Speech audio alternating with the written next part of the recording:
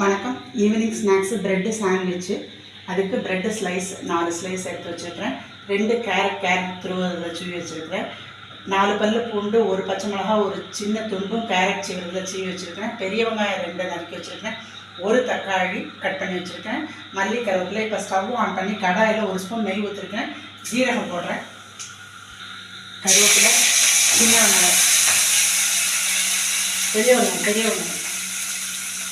வெங்காயம், பெரிய வெங்காயம் நல்லா வதங்கிட்டு இப்போ ஒரு தக்காளி போடுறேன். நறுக்கி வச்ச தக்காளி. இப்போ இஞ்சி பூண்டு பச்சை மிளகா போடுறேன். 1/4 டீஸ்பூன் மஞ்சள்பொடி, 1/2 டீஸ்பூன் கரம் மசாலா, தேவையான அளவு உப்பு, துருவி வச்ச கேரட். கிளைமேட் கொஞ்சம் சில்லுன்றதுனால ப்ரெட்டை அப்படியே லேசாக ஹீட் பண்ணிவிட்டேன். இப்போ அந்த ப்ரெட் மேலே சாண்ட்விச் வச்சு இப்படி மூடி வச்சா ஈவினிங் ஸ்நாக்ஸு சாண்ட்விச் ரெடி. இந்த ரெசிபி பிடிச்சா நீங்களும் இதே மாதிரி செஞ்சு சாப்பிட்டு டேஸ்ட் பண்ணுங்கள். இந்த வீடியோ பிடிச்சா லைக் பண்ணுங்கள், ஷேர் பண்ணுங்கள், சப்ஸ்கிரைப் பண்ணுங்கள். நன்றி.